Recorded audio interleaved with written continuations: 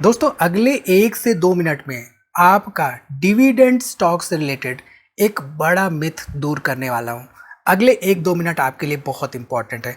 आपकी स्क्रीन पर एक कंपनी दिख रही है मैजेस्को। मैजेस्को ने 2020-2021 में हर एक शेयर पर अपने एग्जिस्टिंग इन्वेस्टर को 974 रुपए का डिविडेंड दिया।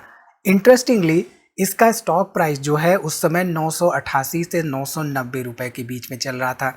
अब हम में से मोस्टली इन्वेस्टर्स जो डिविडेंड स्टॉक्स ढूंढ रहे होते हैं उनकी पसंद ये होती है कि ऐसे स्टॉक्स उठाएं जिनका कि डिविडेंड यील्ड ज़्यादा हो। अब डिविडेंड यील्ड को देखते हुए अगर हम इन्वेस्टमेंट कर रहे हैं तो वहाँ पर हम केवल पिछले साल के दिए गए डिविडेंड को ही कंसीडर कर रहे होते हैं और ये सबसे बड़ी गलती होती है हम इन्वेस्टर्स की।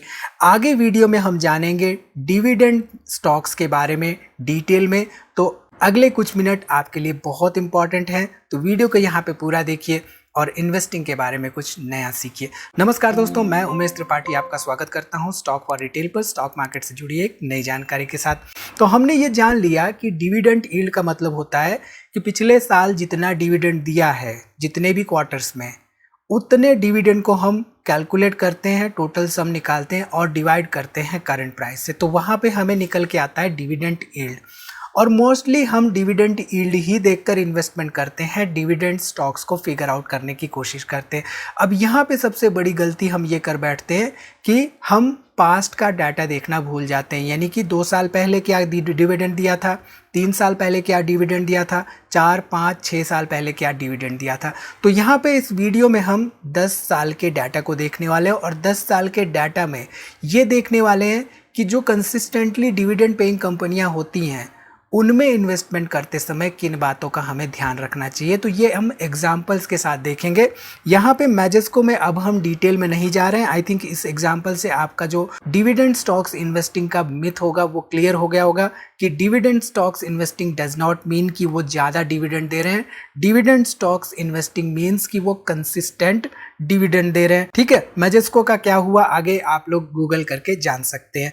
चलिए यहाँ पे बात करते हैं पीटीसी इंडिया लिमिटेड के बारे में। अब यहाँ पे हम 2012 से 2022 का डाटा लेंगे। 2012 से 2022 एज पर सेबी रूल्स हम करंट प्राइसेस डिस्कस नहीं करने वाले हैं, सो ऑब्वियसली 2022 तक के डाटा में प्राइसेस इंक्लूड नहीं होंगे जो भी करंटली मार्केट में चल रहे हैं। तो 2012 में अगर हम ध्यान दें तो जो पीटीसी इंडिया लिमिटेड का स्टॉक प्राइस था करीब करीब 60 रुपए के आसपास था। हम यहाँ पे कंसीडर कर सकते हैं कि 60 रुपए के आसपास यहाँ पे प्राइस था। अब हम बोनस शेयर्स, स्टॉक स्प्लिट्स जो बीच में इन्होंने करे होंगे 2012 से 2022 के बीच में, उसके डिटेल में नहीं जा रहे हैं। उसके डिटेल में जाने लगेंगे तो बातें वहाँ पे डिफरेंट मोड में चली जाएंगी।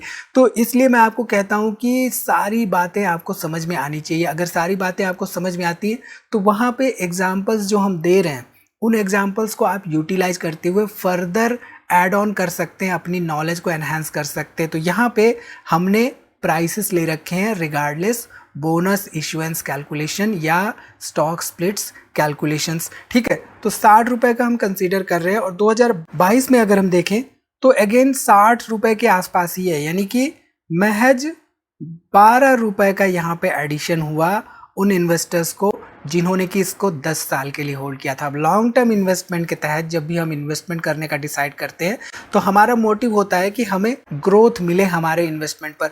यहाँ पे ग्रोथ ओनली 12 रुपीज़ पर शेयर की मिल रही है।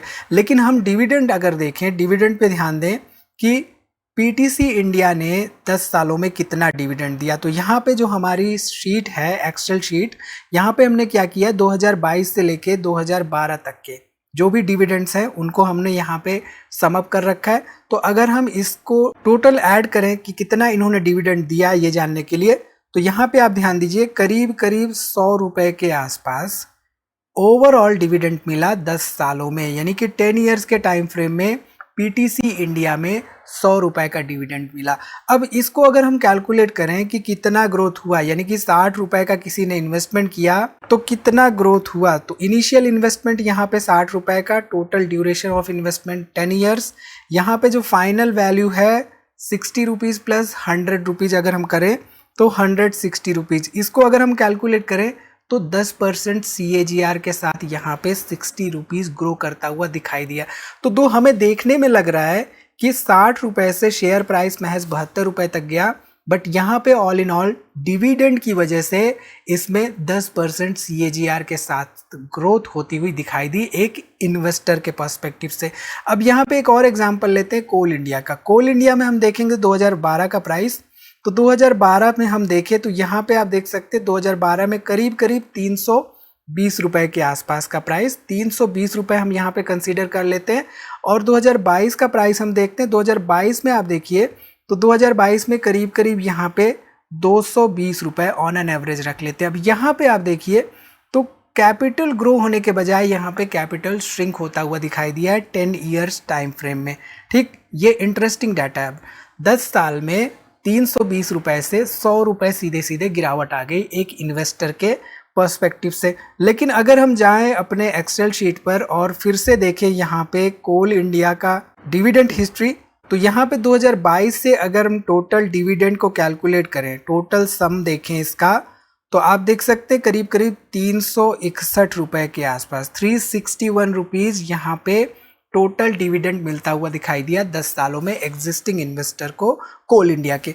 अब यहाँ पे हमारा जो प्राइस था 320 रुपए से 220 रुपए का, सीधे सीधे यहाँ पे 100 रुपए का लॉस होता हुआ दिखाई दिया। लेकिन 360 रुपए के आसपास यहाँ पे टोटल डिविडेंड मिलता हुआ दिखाई दिया। तो आप देख सकते हैं कि 320 रुपए इनिशियल इन्वेस्टमेंट था और डिविडेंड अमाउंट को अगर हम कैलकुलेट करें 10 सालों में तो ये 680 रुपए हो गया। इसमें से 100 रुपए अगर हम रिड्यूस कर दें तो यहाँ पे 580 रुपए हो गया।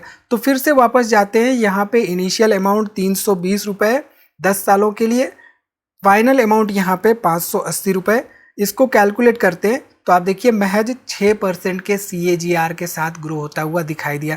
तो कोल इंडिया के केस में आप देखिए 2012 से 2022 तक 10 सालों में हालांकि डिविडेंड दे रही थी, लेकिन इन्वेस्टमेंट केवल 6% से ग्रो होता हुआ दिखाई दिया डिविडेंड को कंसीडर करते हुए। ठीक, अब यहाँ पे एग्जांपल और लेते हैं, एक और एग्जांपल लेते हैं HCL टेक्नोलॉजीज का। 2012 में हम यहाँ पे देखते हैं प्राइस, 2012 में इनिशियल प्राइस अगर हम देखें तो 100 रुपए के आसपास ऑन एन एवरेज, इसको हम यहाँ पे रख लेते हैं 100 रुपए का प्राइस 2012 में। और 2022 में हम चलते हैं, 2022 में यहाँ पे प्राइसेस गिरने के बाद करीब करीब 1000 रुपए यहाँ पे हम रख लेते हैं। तो यहाँ पे आप देखिए तो प्राइसेस में आपको ग्रोथ दिख रही है, यानी कि 100 रुपए से यहाँ पे 10x होता हुआ दिखाई दिया है price in terms of price. अब हम देखते हैं कि HCL टेक्नोलॉजीज ने कितना डिविडेंड दिया। तो HCL टेक ने यहाँ पे कंसिस्टेंटली डिविडेंड दिया है, और अगर हम इसको कैलकुलेट करें कि कितना डिविडेंड दिया है HCL टेक ने, तो यहाँ पे HCL टेक का 10 सालों में डिविडेंड कैलकुलेट करने के बाद करीब करीब 442 रुपए के आसपास डिविडेंड आ रहा है। अब देखिए स्टॉक प्राइस 100 रुपए था इनिशियली, उसके बाद 1000 रुपए पे गया, यहाँ पे 442 रुपए का in the mean time dividend में मिलता हुआ दिखाई दिया। अब अगर हम यहाँ पे केवल 100 रुपए को कंसीडर करें कि नहीं प्राइस जो है वो 100 रुपए से बढ़ा ही नहीं, तो यहाँ पे हम देखें तो इनिशियल इन्वेस्टमेंट अगर हम मान लें 100 रुपए, 10 सालों में प्राइस बढ़ा ही नहीं, केवल हम डिविडेंड को कंसीडर करें 440 रुपए का डिविडेंड, तो यहाँ पे हम कह सकते हैं कि टोटल वैल्यू जो है फाइनल वैल्यू 540 हुई, राइट। अब कैलकुलेट अगर हम करते हैं तो जस्ट बिकॉज ऑफ डिविडेंड यहाँ पे 18% के CAGR के साथ ग्रो होता हुआ दिखाई दिया।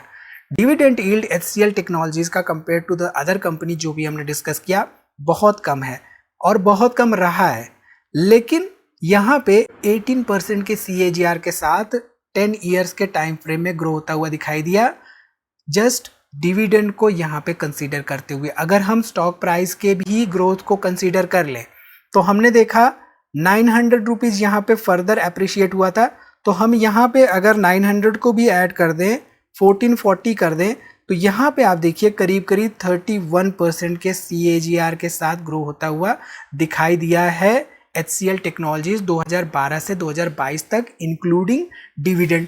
तो यहाँ से हमारा एक बहुत बड़ा मिथ क्लियर होना चाहिए डिविडेंड स्टॉक्स को लेकर कि डिविडेंड इन्वेस्टिंग में just dividend yield, high dividend yield matter नहीं करता है, हमें ग्रोथ पर्सपेक्टिव भी लेके चलना होता है। यानी कि लॉन्ग टर्म की जब भी हम बात करते हैं 10 साल की, 15 साल की, तो वहाँ पे कंपनी के फंडामेंटल्स को एनालाइज करना हमारे लिए बहुत इंपॉर्टेंट हो जाता है। तो आई थिंक ये पर्टिकुलर इन्फॉर्मेशन और इस तरह के एग्जाम्पल्स मोस्टली लोग आपको नहीं बताते हैं। लोग यहाँ पे 2-3 साल का डाटा ले लेते हैं, 1-2 साल का डाटा ले लेते हैं अपने अनुसार, और वहाँ पे आपको डाटा दिखाते हुए आपको ये बताया जाता है कि हाँ भाई स्टॉक्स में डिविडेंड मिलता है, डिविडेंड से ग्रोथ होती है। डिविडेंड मात्र से ग्रोथ होती तो है, लेकिन लॉन्ग टर्म में वो ग्रोथ आपको नहीं मिल पाती है जो ग्रोथ चाहिए होती है लॉन्ग टर्म इन्वेस्टर को। ठीक है, यहाँ पे एक अनदर एग्जांपल ले लेते हैं। 2012 में अगर हम यहाँ पे ध्यान दें, 235 रुपए का प्राइस था। वेदांता का हम यहाँ पे एग्जांपल ले रहे हैं, 235 का प्राइस 2012 में। और 2022 में अगर हम देखें, 2022 में अगर हम चले तो यहाँ पे 2022 में आप देखिए करीब करीब 300 रुपए के आसपास प्राइस, 235 से 300 रुपए, मात्र 70 रुपए ऑन एन एवरेज यहाँ पे अप्रिशिएशन होता हुआ दिखाई दिया। अब वेदांता कंसिस्टेंटली डिविडेंड देती आ रही है। वेदांता का यहाँ पे अगर हम कैलकुलेशन करें कि कितना डिविडेंड इन्होंने दिया है 2012 से 2022 तक, तो यहाँ पे इसको कैलकुलेट करें हम, तो यहाँ पे सम जो निकल के आ रहा है करीब करीब 510 रुपए के आसपास निकल के आ रहा है। तो 2012 से 2022 के बीच में 510 रुपए का इन्होंने डिविडेंड ही दे दिया था और स्टॉक प्राइस महज 70 रुपए के आसपास बढ़ता हुआ दिखाई दिया था। तो यहाँ पे अगर हम ध्यान दें, 235 रुपए से 70 रुपए अप्रिशिएशन हुआ because of the stock price appreciation, लेकिन 510 रुपए अप्रिशिएशन हुआ because of the dividend given to its investors. तो यहाँ पे इनिशियल अमाउंट अगर हम 235 माने और उसमें 580 रुपए ऐड कर दें, तो हमें यहाँ पे ओवरऑल 270 रुपए, 35 का इनिशियल इन्वेस्टमेंट, 235 प्लस 70 यहाँ पे अगर हम करें तो 300 ऑन एन एवरेज, और 300 पे 510 रुपए, यानी कि 810 रुपए यहाँ पे 10 साल में फाइनल अमाउंट हो जाता है। तो यहाँ पे आप देखिए करीब करीब 13% के CAGR के साथ ग्रो होता हुआ दिखाई दिया वेदांता 10 सालों में because of dividend and stock appreciation. यहाँ पे इंपॉर्टेंट बात आप ध्यान दीजिए, तो स्टॉक प्राइसेस आपको एक साइक्लिकल नेचर के दिख रहे हैं। अब जनरली होता क्या है कि मोस्टली जब डिविडेंड दे रही है, तो डिविडेंड देती तो कंपनी अपने प्रॉफिट में से है, लेकिन स्टॉक प्राइस क्या वो ग्रोथ दिखा पा रहा है, क्या वो हायर हाइज हायर लोज वाला पैटर्न दिखा पा रहा है, ये देखना हम मिस कर देते हैं। तो ये इंपॉर्टेंट डाटा आपको ध्यान रखना है जब भी आप डिविडेंड स्टॉक्स के बारे में रिसर्च कर रहे हो। ठीक है, तो मोस्टली जब हम डिविडेंड स्टॉक्स का रिसर्च कर रहे हो तो यहाँ पे हमें फोकस करना चाहिए डिविडेंड यील्ड पर। डिविडेंड यील्ड एटलीस्ट हम मान लेते हैं कि पिछले साल के वजह से 1% या उससे ज़्यादा रही हो, और हम यहाँ पे क्या करेंगे, हम एवरेज डिविडेंड पे आउट जो है, एवरेज डिविडेंड पे आउट 3 सालों का यहाँ पे एटलीस्ट 100 के करोड़ के ऊपर होना चाहिए, ये देखेंगे। इसके साथ ही साथ हम प्रॉफिट ग्रोथ देखेंगे पिछले 3 सालों का, थोड़ी बहुत पॉजिटिवनेस हो उसमें, एटलीस्ट प्रॉफिट ग्रोथ जो है 4% या उससे ज़्यादा हो, एंड जो सेल्स ग्रोथ उनकी है 3 सालों की वो भी एटलीस्ट 4% या उससे ज़्यादा हो। तो इसको हम रन करते हैं तो हमारे पास यहाँ पे 11 कंपनियां निकल के आ रही हैं। ठीक, अब अगर हम यहाँ पे डिविडेंड यील्ड पार्ट को रिमूव कर दें, हम जो अपनी क्वेरी है उसमें केवल और केवल डिविडेंड पार्ट को रखें, यानी कि जो डिविडेंड है पिछले साल का वो 500 करोड़ से ज़्यादा का दिया हो कंपनी ने, एंड प्रॉफिट ग्रोथ जो है कंपनी का 3 सालों का वो 5% या उससे ज़्यादा हो, सेल्स ग्रोथ पिछले 3 सालों का 5% या उससे ज़्यादा हो। सो इसको अगर हम रन करें तो यहाँ पे हमारे पास 93 के आसपास स्टॉक्स निकल के आ रहा है। अभी ये 93 स्टॉक्स की लिस्ट हम डिस्क्लोज नहीं कर रहे हैं because of certain rules and regulations, but आप चाहे तो इसको ट्राई कर सकते हैं। अब यहाँ पे फर्दर हमारा क्राइटेरिया होना चाहिए इन्वेस्टिगेशन का कि एक एक कंपनियों को हमें डीपली एनालाइज करना होगा कि कैसी कंपनियां हैं, उनका बिजनेस क्या है, क्या उनका डिविडेंड पास ट्रैक रिकॉर्ड रहा है, क्योंकि यहाँ पे हमने पिछले 10 सालों का डाटा नहीं लिया, पिछले 5 सालों का डाटा नहीं लिया, तो ये डाटा भी हमें चेक करना होगा। साथ ही साथ यहाँ पे हमें वैल्यूएशन भी चेक करना होगा, क्योंकि हमने देखा था साइक्लिकल के केस में क्या हुआ था।